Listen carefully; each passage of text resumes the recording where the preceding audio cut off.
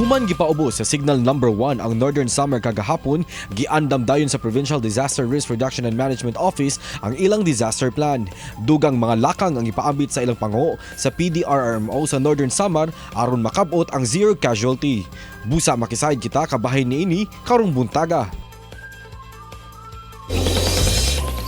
And we have with us this morning si Mr. Ray Josiah Echano, ang head sa Provincial Disaster Risk Reduction and Management Office sa Northern Samar.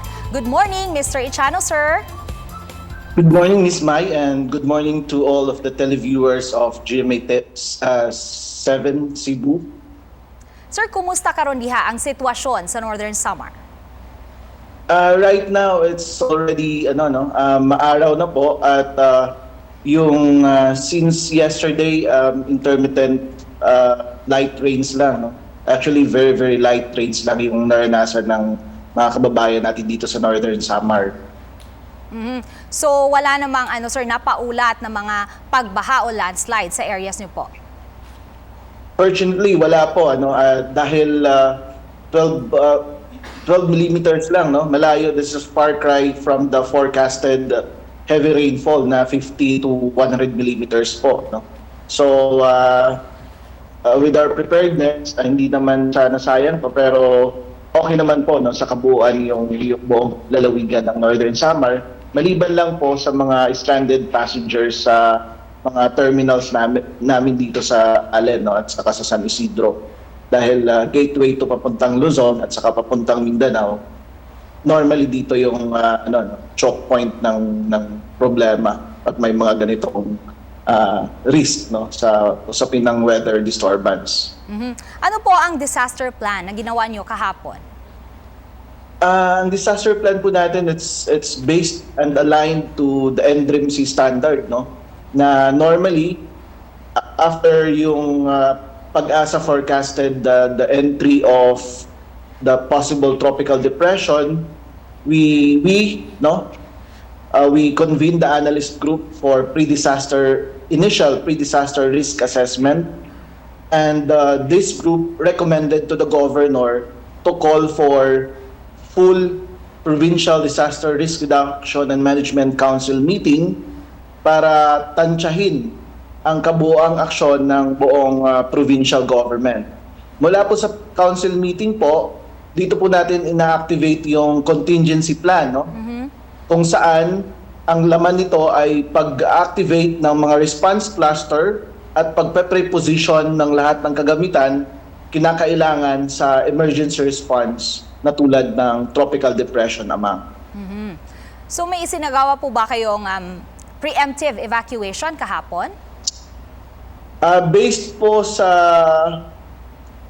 pre-disaster risk assessment ng konseho at ng analyst group, hindi pa nangangailangan na magkaroon ng preemptive evacuation, no?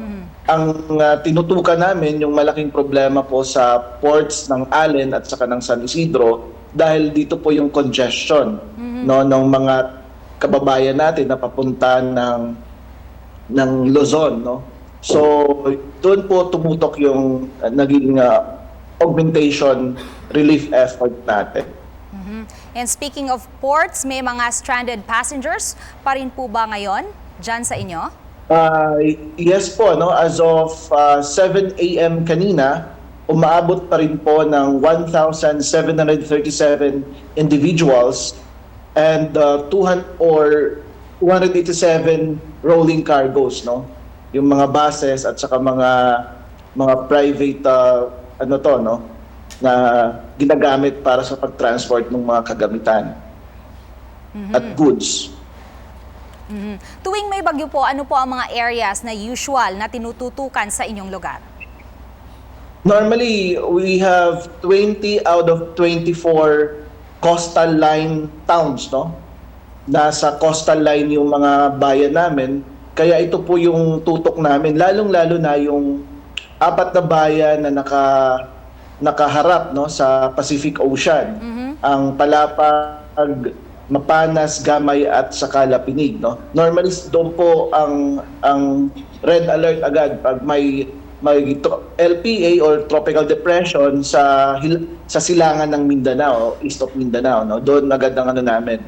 Doon agad ang tinututukan namin. Ina-alert agad, no? Finally, ang mensahe niyo po. On top of that po, yung aktibo po yung governor namin, no? Paglabas pa lang ng Pag-asa forecast, sinasabihan agad yung mga local chief executives namin doon sa mga bayan na yon. Finally po, ang mensahe niyo po sa lahat.